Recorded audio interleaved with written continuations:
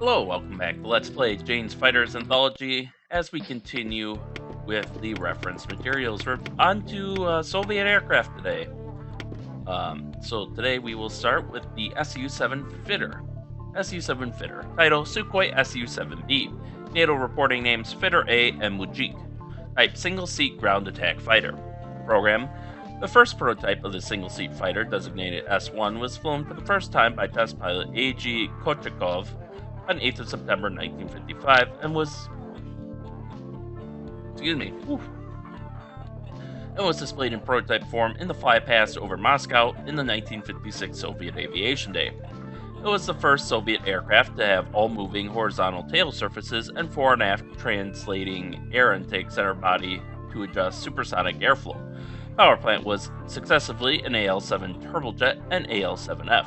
Armament comprised 3 NR-30 guns. The S-1 prototypes were followed by a number of S-2s embodying certain aerodynamic refinements and by a small number of pre-series aircraft designated pre-series aircraft designated Su-7. After evaluation of these, a new prototype known as the S-22 was built in fighter-bomber form. It was flown for the first time in April of 1959 by E. Solovyev, and the S-22 was ordered into series production as the Su-7B fighter-bomber. Air combat and reconnaissance aircraft, to which NATO gave the reporting name Fitter A. Description: the following description applies to the Su-7BMK. Design features: cantilever mid-wing model plane. Wing thickness chord ratio 8%, no dihedral or anhedral, sweep back 60 degrees on leading edges. Wing chord is extended, giving a straight trailing edge on inboard section of each wing, 2 boundary layer fences on each wing at approximately mid-span, and immediately inboard of tip. 2 intake suction relief doors on each side of nose. 2 slim duct fairings along top of center fuselage. Landing gear, retractable tricycle type with single wheel on each unit. Steerable nose wheel retracts forward, main units inward into wings. Differential brakes on main wheels, twin brake chutes, and large container with clamshell doors at base and rudder. Power plant, 1 Lyulka AL-7F-1100 TRD-31 turbojet engine rated at 66.64 kilonewtons or 14,980 pounds force dry and 94.08 kilonewtons or 21,150 pounds force with afterburner. Time taken for afterburner light up 6 to 7 seconds. Variable area afterburner nozzles, saddle fuel tanks in center fuselage, and integral tanks between spars of inner wings. Total internal fuel capacity 2,940 liters or 776 US gallons or 647 imperial gallons. Gravity fueling points above fuselage tanks and each wing tank. Provision for 2 drop tanks side by side under fuselage with total capacity of 1,200 liters or 317 US gallons or 264 imperial gallons. And 2 ferry tanks. Total capacity 1,800 liters or 475 US gallons or 396 imperial gallons on inner wing pylons.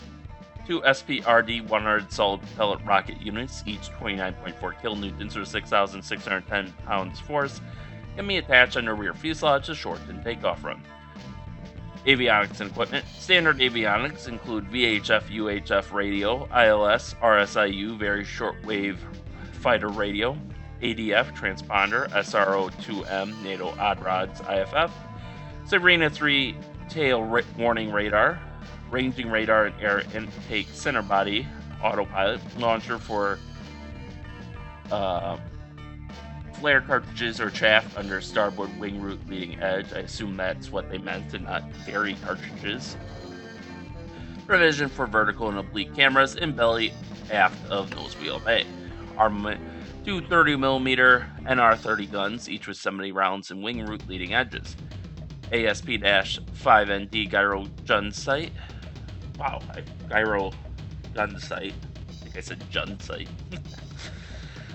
6 external stores pylons, 2 underbelly pylons, and inner underwing pylons, each capable of carrying 750 kilograms or 1,650. Outer underwing pylons, each stressed for 500 kilograms or 1,100 pounds. Stores include UB-1657U rocket pods, each with 16 57mm S5, S5M, or S5K rockets, S-24 250kg concrete piercing guided rockets, S-3K unguided rockets, and freefall bombs, usually 2 750 kilograms and 2 500 kilograms, including nuclear weapons. When underbelly fuel tanks are fitted, maximum external weapons load is 1,000 kilograms or 2,205 pounds. Dimensions external, wingspan 8.77 meters or 28 feet 9 1/4 inches. Length overall, including probes, 16.8 meters or 55 feet 1.5 inches. Height overall, 4.8 meters or 15 feet 9 inches. Areas wings gross, 23 meters squared or 247 square feet. Weights and loadings, operating weight empty, 8,328 kilograms or 18,360 pounds. Normal takeoff weight, 12,000 kilograms or 26,450 pounds. Max takeoff weight, 13,440 kilograms or 29,630 pounds. Oh, sorry, my cat demands attention. Performance, max level speed at 12,200 meters or 40,000 feet with clean loadout, Mach 1.6 or 917 knots or 1,700 kilometers per hour or 1,055 miles per hour. With external stores, Mach 1.2 or 685 knots or 1,270 kilometers per hour or 788 miles per hour. Max level speed at sea level without afterburning, 460. Okay, my cat's just gonna walk all over my desk now. Sorry for the noise. Max level speed at sea level without afterburning, 460 knots or 850 kilometers per hour or 530 miles per hour. With afterburning, 625 knots or 1,158 kilometers per hour or 720 miles per hour. You done, boy? Go chase after whoever just walked in.